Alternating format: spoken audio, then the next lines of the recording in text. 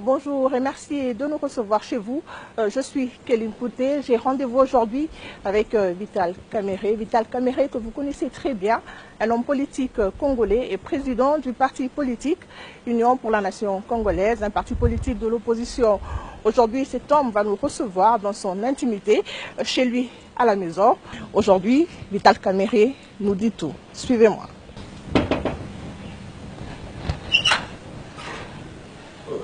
Monsieur Kamerhe, bonjour. Bonjour madame. Vous allez bien? Je vais bien. Merci de nous recevoir chez vous. Bienvenue chez nous. Merci. Je vous en prie. Merci.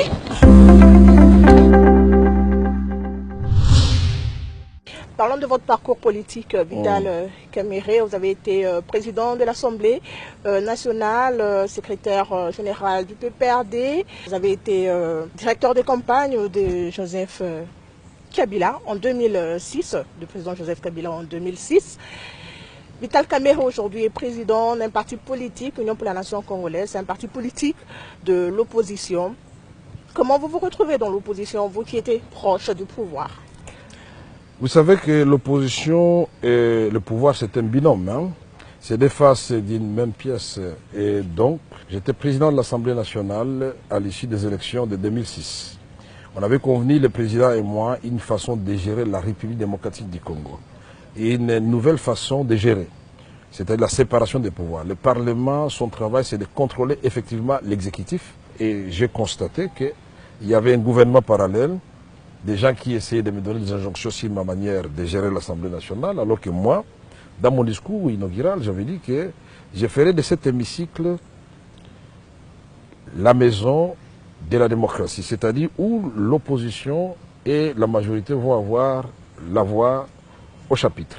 Et deux, nous avons connu des dossiers quand même très difficiles. L'affrontement des agents de Bemba contre l'AGR dans la ville de Kinshasa.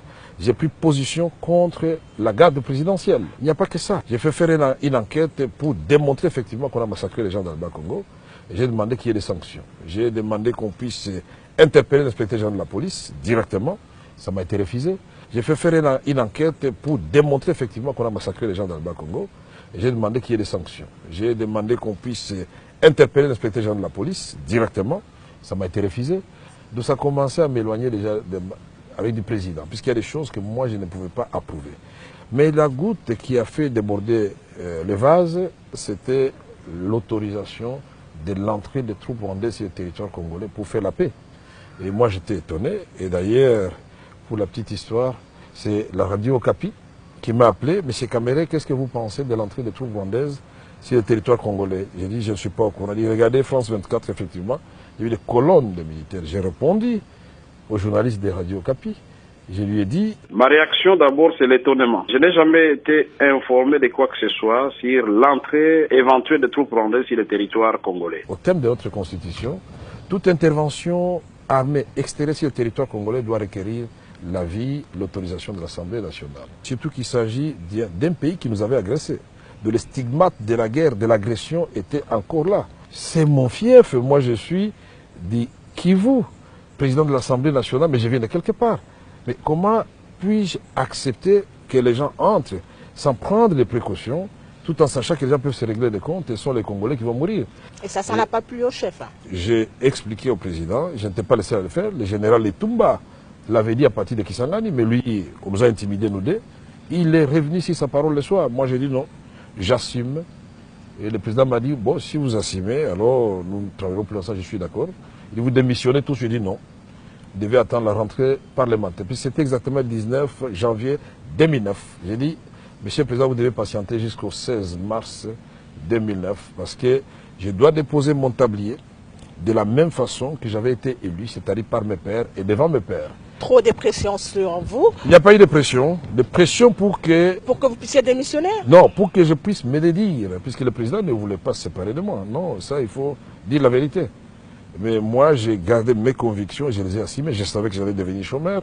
Je savais que du jour au lendemain, je n'aurais plus de gyrophares, je n'aurais plus de militaires. Et je l'avais dit d'ailleurs à ma femme, à mes enfants. Je l'ai répété à mes collaborateurs à l'Assemblée nationale. Quand vous êtes élu et promis à des hautes fonctions, il faut préparer déjà le départ puisque vous allez redevenir un citoyen normal. Et donc voilà, finalement, nous avons fait l'acte de démission le 25 mars 2009, à la suite d'une plénière qui a duré exactement 13 heures de temps. Après avoir démissionné de mon poste de président de l'Assemblée nationale, pour être correct avec et en phase avec ma conscience, j'ai démissionné aussi comme député du PPRD. J'ai dit au président de la République clairement, je suis allé le voir, je lui ai dit, monsieur le président, le pays est mal géré. Moi je crois que nous devons revenir aux fondamentaux que nous avions définis ensemble. Et je vous donne une année et demie, je vais aller en Afrique du Sud et au Canada, je vais aller étudier. Et quand je vais revenir, si vous n'avez pas changé, moi je vais alors faire valoir mes idées. Et je ne pouvais pas faire valoir mes idées et mes convictions dans un camp politique qui est en train de marcher à contre-courant. Et donc j'ai dit, le 11 décembre 2010, j'ai vu le président de la République dans son bureau, je suis venu vous dire au revoir. Je vous remercie pour les bons moments passés ensemble, mais je vous informe que je suis président de l'Union pour la nation congolaise. Il était étonné.